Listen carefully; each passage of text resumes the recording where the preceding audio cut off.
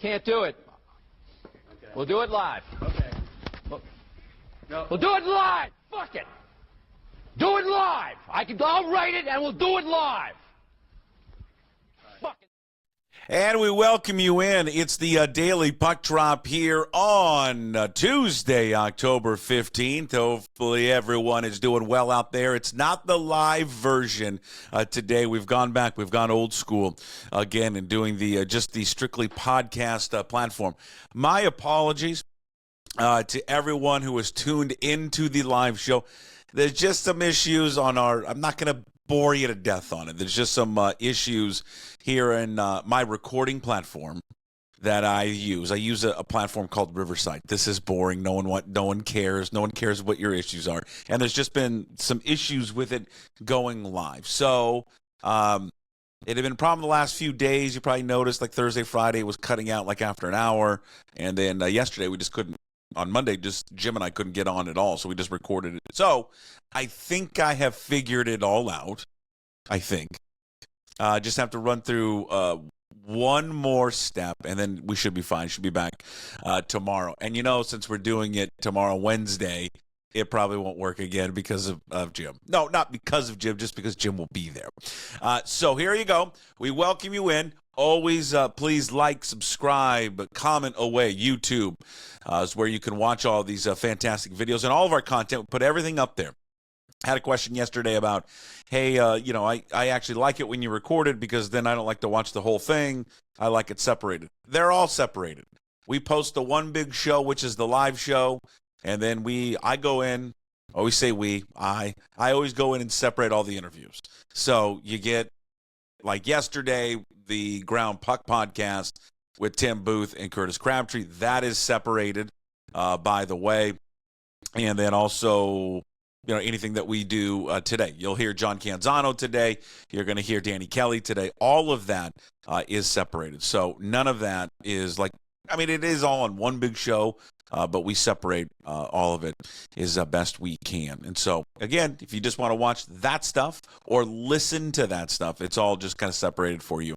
We do a pretty good job of it, all right? Keep saying we, but me. We do a good job of, just said it again, of having it all separated there for you so you can pick and choose what you want to watch and what you want to listen to. All right, we are inside the Puck Sports Studios. It is built by Limback Lumber. They offer free deliveries from everything from whole house packages to homeowner DIY projects. They got the largest stock moldings in the Northwest, old school service because they've been doing it since 1930.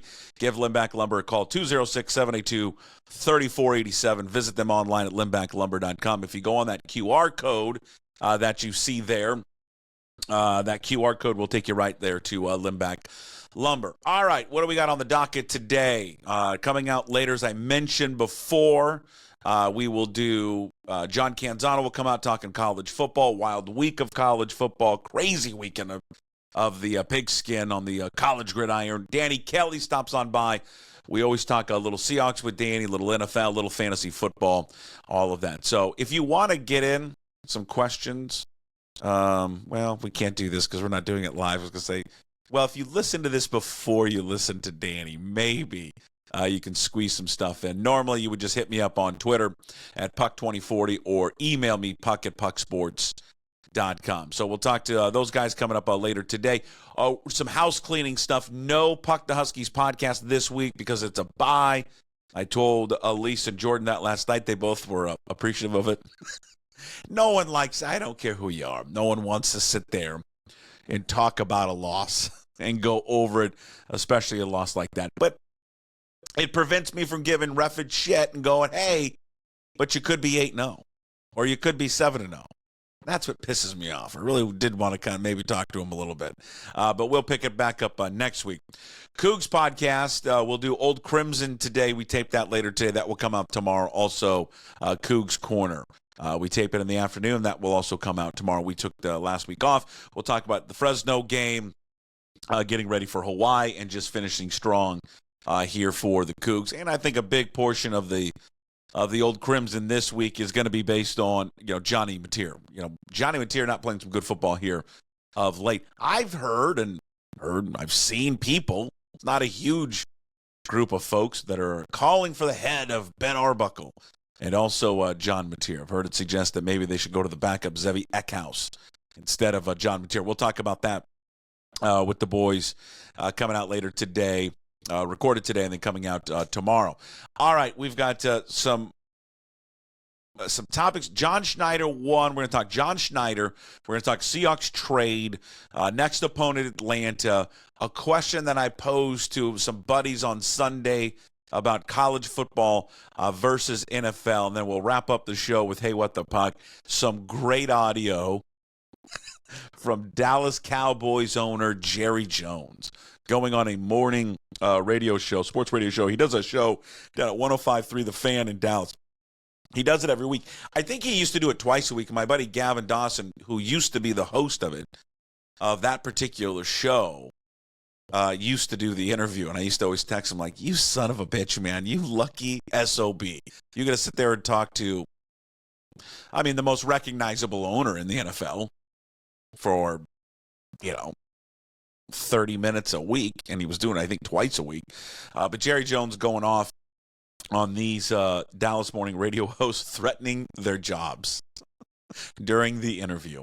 So we'll have that for Hey, What the Puck coming up at the end of the show. All right, I want to get into that was a really good topic I thought we had yesterday on the Ground Puck Seahawks podcast with Curtis Crabtree and Tim Booth. Curtis, of course, Fox 13.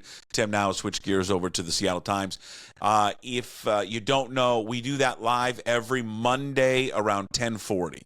So 10:40 on Mondays, we do the Ground Puck podcast, Seahawks podcast. Ground Puck, Ground Chuck. Everyone get that. If you are not familiar with Chuck Knox, he was a Seahawks head coach in the 80s. He is, to me, my favorite Seahawks head coach ever. And he had a nickname Ground Chuck because all they did was run the football. All right. Except for 1984 when they couldn't because Kurt Warner banged up his name. And then they went to the aerial attack, and it was Air Craig. The topic, though, yesterday came up with John Schneider with the boys in terms of why has it been such an issue for John? Schneider has been, he's the best GM we've ever had in this town. He's the best GM in Seahawks football history. He's delivered a Super Bowl. And since he's been here, along with Pete Carroll, they've consistently been winners. And I think what is going on this year is going to really pave the way of how you ultimately look at him. But every year he's been here, they've been a winner, and they are always consistently, in the conversation as one of the better teams in the league. Generally considered one of the top GMs in the National Football League. Well, one thing that has been a struggle for him, and it didn't appear to be a struggle early on, his lack or the team's lack of finding anyone consistently that can play on the offensive line. And we got into that yesterday on the Ground Puck podcast, the Ground Puck Seahawks podcast with Curtis Crabtree and Tim Booth. Why? Why has that been consistently a problem for John Schneider? You know who their last Pro Bowl offensive lineman is? I saw you ask the question. I didn't look it up. So I have thought about it a little. I think, did Justin Britt make one? Okay, so then if it wasn't Britt, then it's going to be a while longer, probably back to like a Max Unger or something. Tim, you got a guess? I was going to say Russell Okung, maybe. Okay.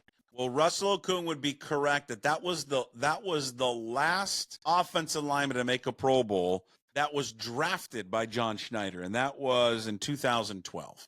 You're going to laugh who it was. It was in 2021. And then I think I know who it is. Yeah, Dwayne Brown. Okay. Dwayne Mark Brown. Lewinsky had a big year with Indianapolis. I thought he might have got there as an alternate. But 2021. But a guy that the Schneider drafted is, we're 13 years ago. This offensive line, Curtis, hasn't been good since that last Super Bowl run, and he's extremely culpable. At what point does this blame get shifted to the guy who puts this team together? And it's a fair question, and not every GM or head coach or player is going to be perfect. But for all the great that John Schneider has done for this organization, and there's, again, the great outweighs the negative, okay, or the positive outweighs the negative. I think one thing it's clear that you look at, you go, why have you not been able to, A, draft an offensive lineman and develop them for the most part, or at least be it's not like they've never done it. But why have you not been consistent at it? Why do you not go out there and spend money on offensive linemen? Why do you try to go about it the cheap way? You know, someone, I think yesterday on the fifth failed YouTube live attempt, or maybe when I was later in the afternoon trying to test it, asked, you know, would you pay DK, you know, in a few years, or would you pay DK or save that money and pay an offensive lineman? I want to keep DK. You got to have playmakers. You got to have excellent wide receivers. But I think there would be guys on this team that you have to take a real hard look at of whether or not you want to commit money to them, so you can shore up that offensive line. It's nauseating. It's a stupid. It's not even a stupid cliche, but and Jim and I, we always laugh about this. We go back and forth. He busts my balls all the time about it, because really you can get this type of analysis everywhere. But I think we all know, we're smart enough to watch football, and I think we all understand football. You know, you're watching, you're listening to this, you're a sports fan, you get it. It's just so obvious. Whoever your favorite college team, let's say you're listening or watching and you're a Husky fan, or you're a Cougar fan, or whatever. And I think you watched what was Washington's issue this past weekend at Iowa. Well, they couldn't protect, and then they really couldn't do, their defensive line couldn't do anything, but just stick with their offensive line. Their offensive line couldn't protect, and they got beat up. If you are a Cougar fan, not so much this past week, but go back to the Boise game. The offensive line could not protect, nor could they run block, and there was too many 3rd and shorts, 4th and 1, where they couldn't put it up because they were not the most physical team, which is surprising because you go back to the Apple Cup, that offensive line was one of the best elements on the field that day. But you just go back to the Seahawks, where when we start looking at the Seahawks' struggles since 2014, the last time obviously they went to the Super Bowl, we don't need to relive the horror show that was. What's been the issue? Well, the issue's been offensive line. They've missed on their draft picks. They've missed in free agency, and they've missed in evaluating talent. Well, it's either they've missed in evaluating talent or they've evaluated it correctly, and then the coaching is bad. But if you just go through the laundry list, if you can see I scribble down every draft pick that he's had on the offensive line. I mean, if you go back to his first draft, he hit on Russell Okung. Russell Okung was a very good left tackle and ended up being a very good player for them. You know, Russell Okung was the first-round pick. Next season in 2011, they select James Carpenter in the first round.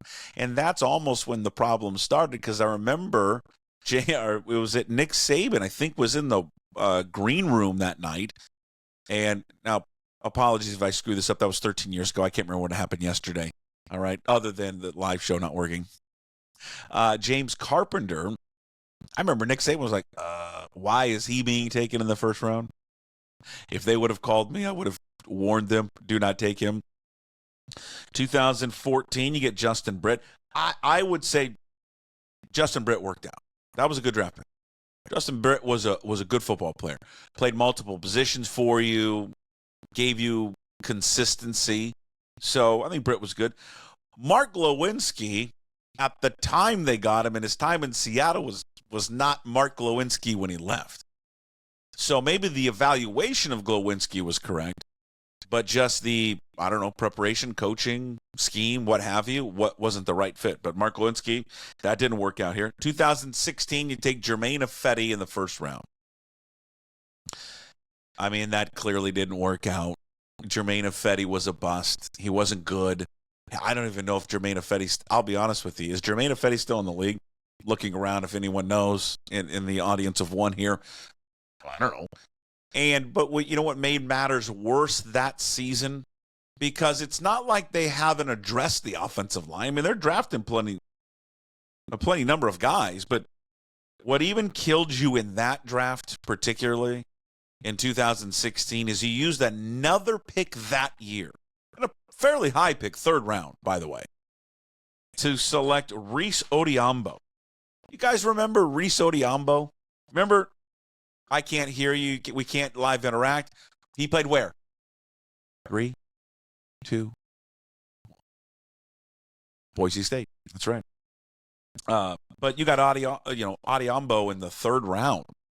I mean, he should be a starter for you. You get an offensive lineman in the third round. So both those guys failed in 16. 2017, I mean, these 2 years are just horrific when it comes to offensive line drafting and then evaluation and all of it. In 2017, you selected Ethan Posick in the second round. Posick, last I heard, he was in Cleveland. Ethan Posick, not a good pick. Should still be here, should be out. I mean, you think about Ethan Posick. Ethan Posick should be a veteran right now in your offensive line. So should Ifedi and Reese Odiambo. I mean, they should be 8th year. They should be veterans on your line. That should be the cornerstone of your offensive line right now. Then you get into 18. I think he was late 5th round, maybe 6th round, Jamarco Jones. The other Haynes in 19, Stone Forsythe in 21. That was late.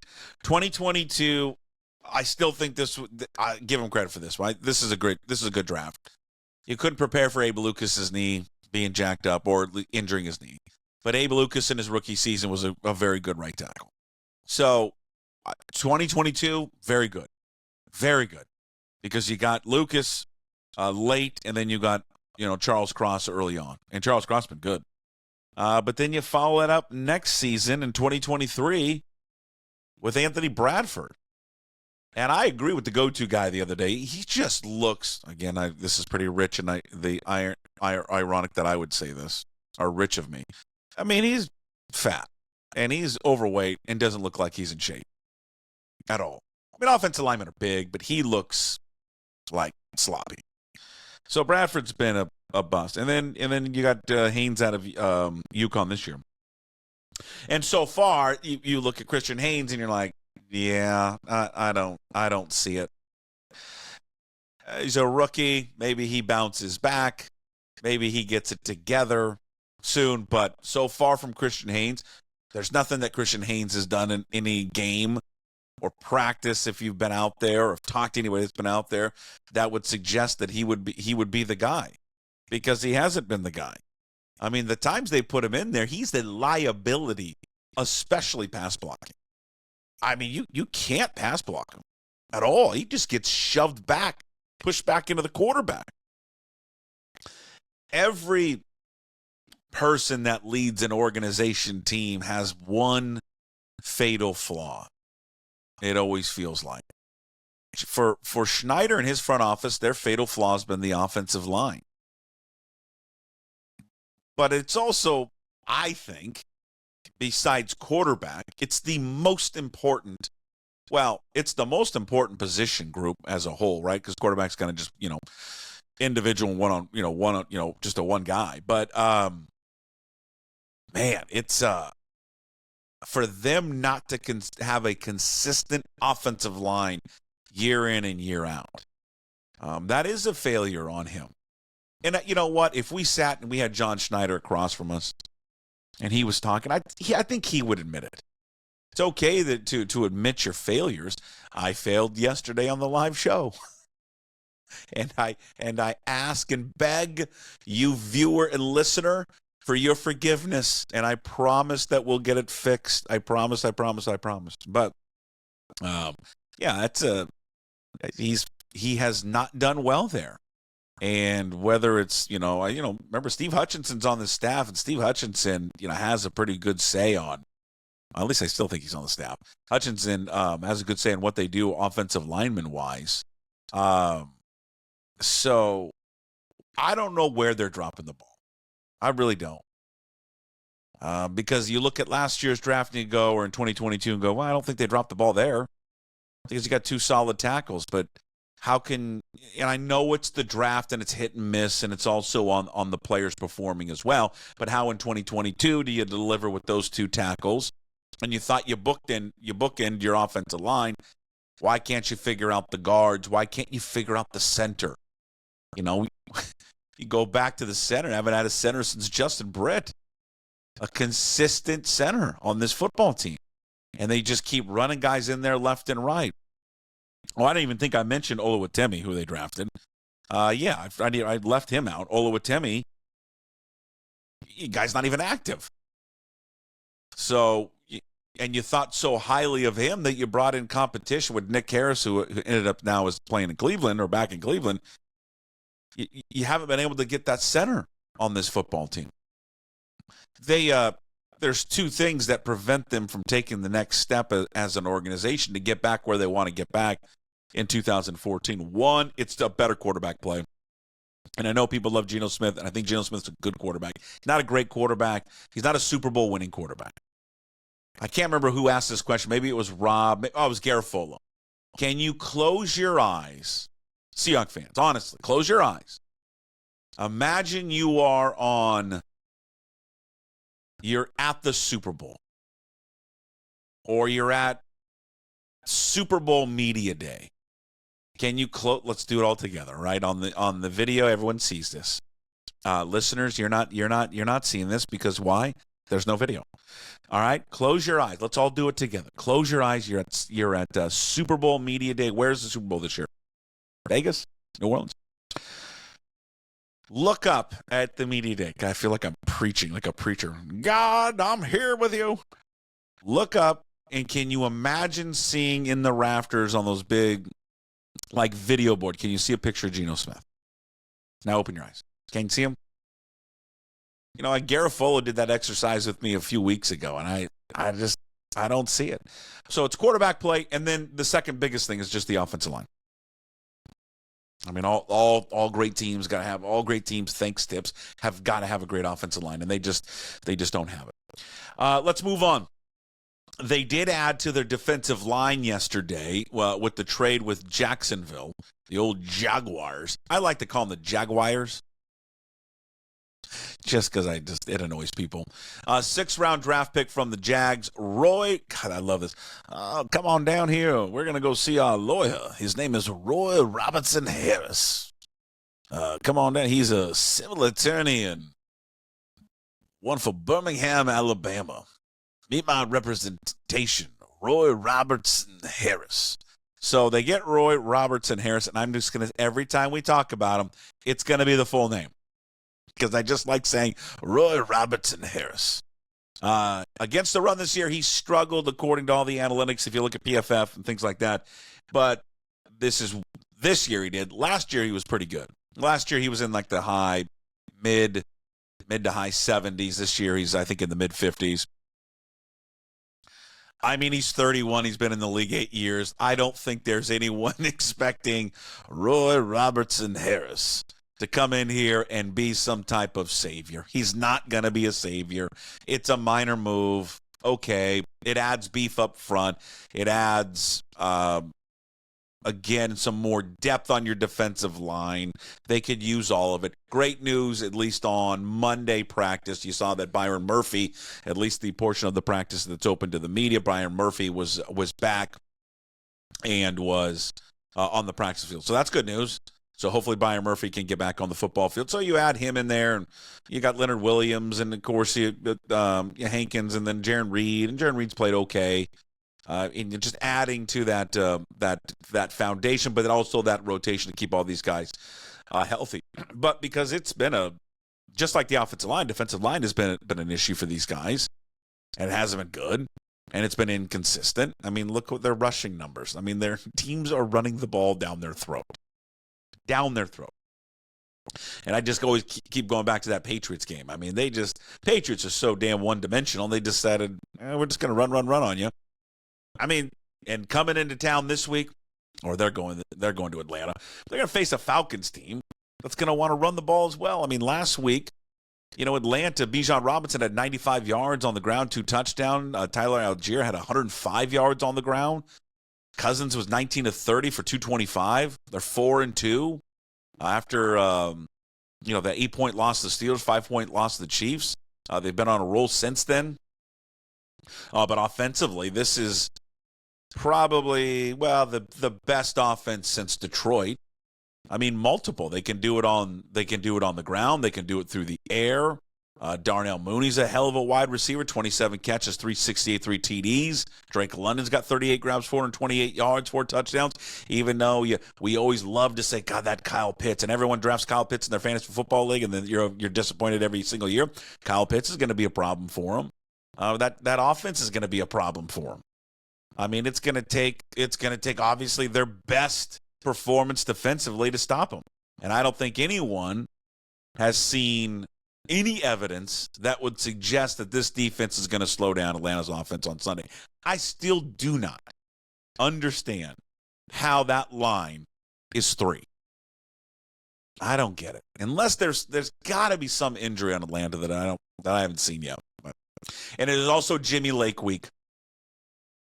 I still can't believe, and I know it wasn't the only reason. Did I save it? I can't believe Jimmy Lake got fired for this. Look at the Husky guy. I mean, he's getting in this guy's face, and then here comes Jimmy. Boom! I know it wasn't the only reason, Husky fans, so don't start yelling at me. I know there's other issues, but that was it. I mean, that was the one thing that sparked it. I mean, Jimmy, it worked out well in the end. I'll say that. Because I don't know. I think it's safe to say, if Jimmy Lake doesn't do that, is he fired? I don't think so.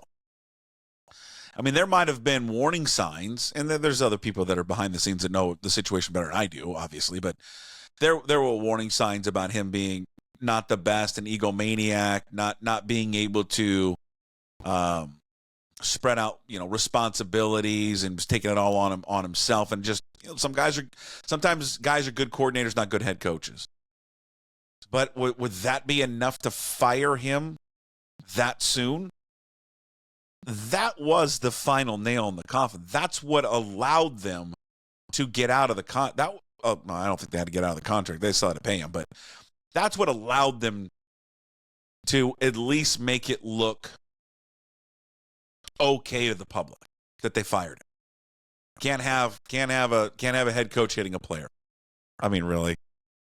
I mean, that kid had it coming. He's barking at an Oregon player. He's about to probably get a 15-yard penalty, and the head coach runs down and hits him in the helmet. I mean, it happens at every level of football, every level. And don't tell me, well, that's not how it should be played anymore. BS. Absolute BS. Jimmy Lake that day did nothing wrong on that sideline. Absolutely nothing. It was just a convenient excuse to get out and fire him. But if he didn't do that, I don't know. I don't know if he's still coaching. Maybe not still coaching, but if you're a Husky fan, you're thankful that he did that, because that led to Kalen DeBoer. It leads to a great 2-year run playing in the national championship and all that. Now you got the Fisher. You got, as Andy Bunker likes to call him, and we'll talk to Andy Bunker this week, old fish tits. All right, it gets the old fish tits. All right, so Atlanta and Seattle coming up there on Sunday. Real quick before we get to Hey What the Puck, and you're going to hear from Jerry Jones. And a great, not a debate, just a back and forth with some buddies on Sunday, and we were playing golf. And I think this is fairly obvious. At least it's obvious to us, and we're all sports fans, and we love football, and we love college football, we love NFL, and all that. But we got into the discussion because we're coming off a wild night in college football on Saturday. Just games galore. You had, it starts at 9 a.m. You get Washington, Iowa. If you're a Coug fan, you're watching the Fresno game. They make a remarkable comeback, or not a remarkable comeback, but they a game they should have lost, but they win with the late interception by O'Connor. But you get Oregon, Ohio State, LSU, and Ole Miss, which was a terrific football game. Colorado, Kansas State was a great game. And on a quick side note, I know he's a very polarizing person. I'm going to tell you right now, I don't like the antics that Shedeur Sanders does, but I'll say this. That kid is one tough SOB as a quarterback.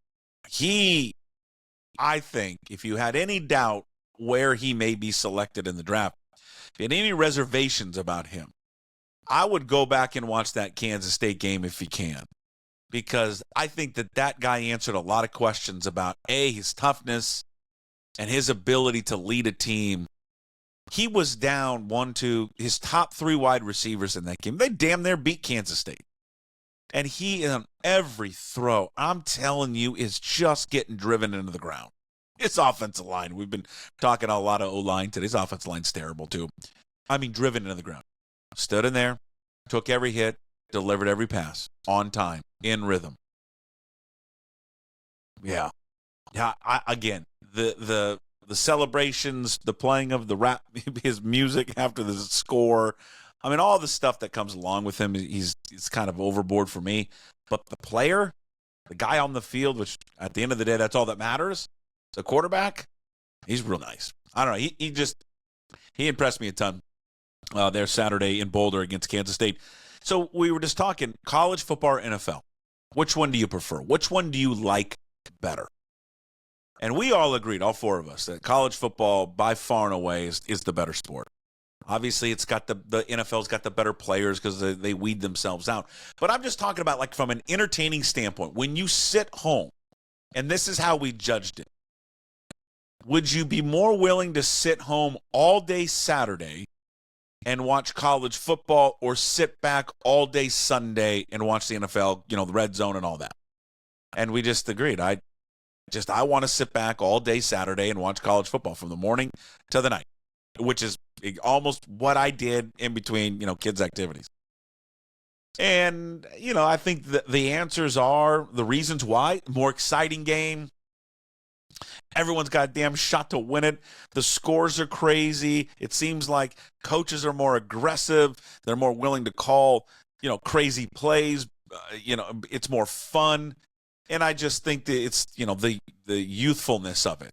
Right, it's on campuses, it's colleges, it's the band, it's the fans storming the field. Right, fans don't storm the field in the NFL. I mean, has there been a game in which an NFL fan base has stormed a field? There has to have been a game. There has to have been a game where NFL fans have stormed the field. But that's how we looked at it. What would you rather do? Sit home all day Saturday and watch college football, or sit home all day Sunday and watch NFL? And to me, it's such an easy answer at college football. NFL it's so predictable. It all kind of looks the same for the most part. I feel like they all trade playbooks and they all run the same offense and they run the same plays. And if one team does something, then the next week, that's all you see, right? Like we just saw it last week. The Giants do that block field goal, jumping over the guard and center. The Cleveland Browns just did it this past weekend against Philadelphia. It just feels very copycat, sometimes a boring, sleepy league. And you get kind of clunker games. College football, I just don't see that. And I think we're in the majority, but I don't know. You tell me. College football, NFL. You can leave comments there in the YouTube section. All right, before we wrap it up here on the Daily Puck Drop, the DPD, again, which you can always find on YouTube. We put up the whole show, but then we separate all the interviews out of it, and all those individual interviews are up on YouTube as well. Puck 2040 on YouTube. Go search it there, and then we do the same thing for our podcast, which you can find on Apple, Spotify, wherever you find your podcast. And, of course, we put everything up at pucksports.com. We will be going back to live shortly, probably on Wednesday, into a fingers crossed there are no issues, hopefully. I enjoy doing the live shows. I've heard from some of you, I like them, I kind of don't like them. I enjoy them. I like doing them live. And then we just put everything up later anyway, so nothing really changes. The only thing that really changes is I record it later in the day. We start at 10 opposed to, recording this at 9 o'clock in the morning.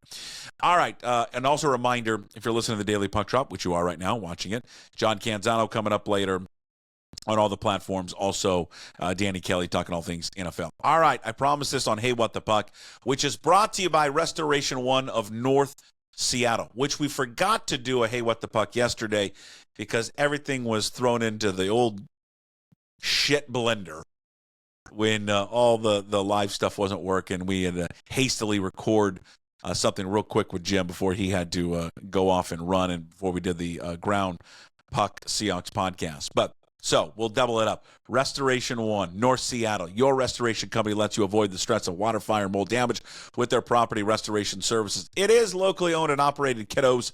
Make them your first call when damages affect your residential or commercial property. 206-817-8917. Visit them online at restoration1.com. The North Seattle franchise. Jerry Jones appeared on WFAN, or not WFAN, The Fan in Dallas. Very angry Listen, let me tell you what with I'll these do. hosts. Let me tell you what I'll do about it. I will let us sit down and look at the decisions we've made over the last several years. Okay? I'll look at it. Now, Okay. if you think I'm interested on a damn phone call with you over a radio and sitting here and throwing all the good out with the dishwater, you have got to be smoking something over there this morning. I'm not. And I really don't, and I don't even want our listeners to listen to me, to talk about this is not your job.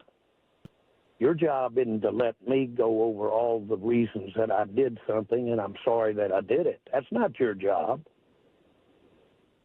Well, my job is to ask Y'all get why. a job, or I'll get somebody else to ask these questions, man.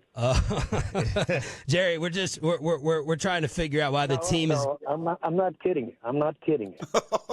You're not going to figure out what the team is doing right or wrong. If you are, or any 5 or 10 like you, you need to come to this meeting I'm going to today. There are 32 teams here. You're geniuses. Jerry, Okay? Y'all really think you're going to sit here with a microphone and tell me all of the things that I've done wrong and without going over the rights? Well, now, listen, we both know we're talking to a lot of great fans and a lot of great listeners. And I am very sorry for what happened out there Sunday. I'm sick about what happened Sunday. Now, I'm not talking to these yahoos on the end of this phone. I'm talking to you, the fans that are listening this morning. And we can spend a lot of time going over zigging and zagging. One of the stupidest things I've ever done that anybody has ever analyzed is by the Cowboys. It was an idiot that did that. So idiot things can turn into good decisions. Okay? Smart things can turn into bad decisions. The facts are that when you make one, you don't really know whether it's going to be good or not at the time. So let's just go ahead. I'm trying to answer your questions, man. You want some conversation this morning? You're getting it. Jerry Jones here. I mean, just that's beautiful. I mean, you imagine Mariners ownership doing a show every week. I mean, or Seahawks. I mean, I don't know. When's the last time Jody Allen has ever talked? Or John Stanton, like publicly like that. Jody Allen's never done a phone interview that I know of. Paul Allen did a couple with Mitch back in the day when we were at KJR. I mean, John Stanton, maybe a couple with Ian back in the day. That's about it. So I love the fact that he does this and goes on there and talks. The fact is where Dallas is right now, I mean, they're a disaster. And that's the problem, is that he's the owner, president, and GM. And so no one can help him out and tell him that he's wrong about stuff. Like, he should just be the owner of the team and hire a GM and hire a president. But the problem with Jerry Jones is he doesn't want to give up any of the power that comes along with that. But the power is you're the owner. If you don't like what the GM or the president is doing, then get rid of him. But fact is that they are, I mean, a dumpster fire right now. But I love the fact that he's out there. I appreciate that. As someone who is a fan of teams here in Seattle that you never get to hear from their owners at all, ever, I like the fact that he does interviews on local radio. I like the fact that after a game, he's accountable. He goes and sits there in the, he's a narcissist, so that's part of it, but he goes in the hallway and answers questions. You going to make a coaching change? I'm not going to answer that. I'm going to make it nothing. Yeah, I mean, at least he's there. At least he's present. I mean, I'm sure a lot of Cowboy fans would like for him. I don't think they want him to sell the team. I think they want him to give up power of making so many decisions about the team. But I bet you Cowboy fans have got to at least like the fact that he's accountable. He's there. I mean, he definitely he comes off as he cares about the team. And I don't think that there's anyone that doubts the fact that he wants to win, that he wants to be good. I just think he clearly goes about it the wrong way. But kudos for those hosts, man. Can you imagine doing a show? I'm sitting in that chair as a radio show host at 105.3, The Fan there in Dallas, and the guy who basically is your boss. He runs everything, right? That's where the Cowboys are on that station. And Jerry Jones, one of the most powerful people in Texas, if not the most powerful person in Texas, and probably the most powerful owner in the National Football. Well, he is the most powerful owner in the NFL. And he's like, I will take your jobs. I will have you removed. I mean, what happens if those guys are fired? I mean, I don't think that's going to happen, but just the threat of it, would cause me to wet myself. I'm not going to lie. If I was those two guys. All right, that's Hey What the Puck. It's brought to you by Restoration One in North Seattle, your restoration company. Again, that lets you avoid the stress of water, fire, and mold damage. And this stuff's happening, right? We're getting in the winter months. Stuff's going to happen with mold and water damage, pipes. You know, it's going to freeze. They're going to burst. Your basement's going to get flooded or what have you. These guys at Restoration One North Seattle, they are going to take care of you with a smile and a firm handshake. They are great guys. So reach out to them. It's locally owned and operated. Make them your first call when damages affect your residential or commercial property. They just helped recently, a few months ago, there was a restaurant. We talked about this it's in Ballard. It's on 8th Avenue. It's called Take 5. It's one of these places almost like a bodega where you know, a deli, you come in there, but it's a small little grocery store. Been there forever. My family's been going there for since I can remember, and it's a great little neighborhood gathering spot. And they went in there, and they had a gas leak that led to an explosion. These guys the next day are in there fixing that place up, almost done, I think. So they're Johnny on the spot, and they just don't work in Seattle. They work everywhere. So give them a call, 206-817-8917. Visit them online at restoration1.com, the North Seattle franchise. That's it for Hey What the Puck. We appreciate it, the recorded version of it. We'll get back to live coming up on Wednesday, fingers crossed. Coming up, stay tuned. Podcast coming out later today. John Canzon, all things college football. Danny Kelly. We'll talk NFL, we'll talk Seahawks, and we'll talk fantasy football with the great Danny Kelly. No shirt, no shoes, no ties. Would anybody like to smoke some pot? Yeah. I was born to love you. I was born to lick your face. I was born to rub you. But you were born to rub me first. What do you need my address for? We'd like to send out a mailer. Mother of mercy, I don't speak Japanese!